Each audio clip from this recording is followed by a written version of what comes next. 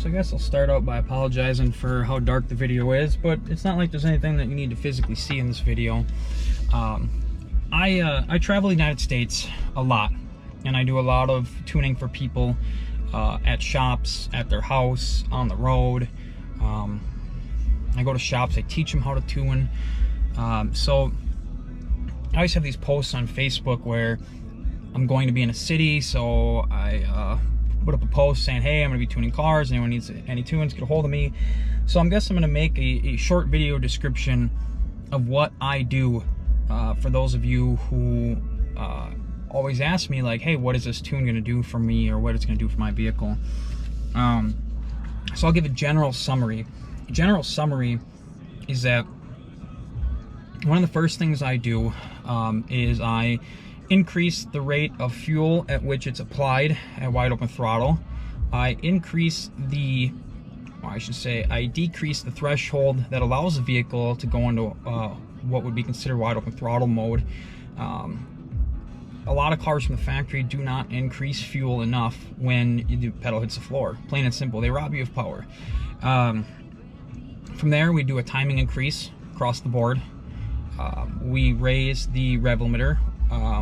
We get rid of or raise the top speed of the vehicle. We modify the torque management system so that the vehicle is not trying to fight you as much. We modify anything with electric fans that are needed. When it comes to automatic transmissions, we increase the shift points. We increase shift pressure, which actually prevents the clutches in the transmission from slipping as much, which actually will increase the longevity of the vehicle and give you overall better feeling shifting.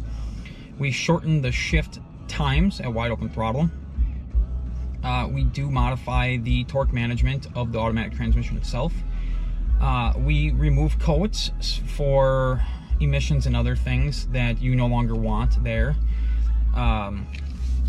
We can modify the idle to make a vehicle sound like it has a cam. We can modify the idle to make a cam sound like it's smaller than it actually is. Give someone the sleeper effect. We modify 4 camshafts. It's a very simple process. There's basically nothing that we can't do. We are limited to what the vehicle itself will allow us to do. If you have any more questions from there, what we do to your vehicle, please feel free to message me and ask. The average V8 picks up anywhere from 30 to 35 horsepower over stock on a stock vehicle with tuning alone, which can feel amazing. It can be night and day over what it feels like stock. You know, a lot of vehicles are laggy. They feel like there's no throttle response, so we change all that. On Dodge vehicles and Ford vehicles, we can increase throttle sensitivity so that the throttle comes on sooner. That way you don't need one of them $300 pedal commanders when the tuning doesn't even cost that much. So if you have any more questions, feel free to ask me. I felt like it'd be nice to give a small brief summary of what I change when tuning your vehicle. It can be hard to explain it over text.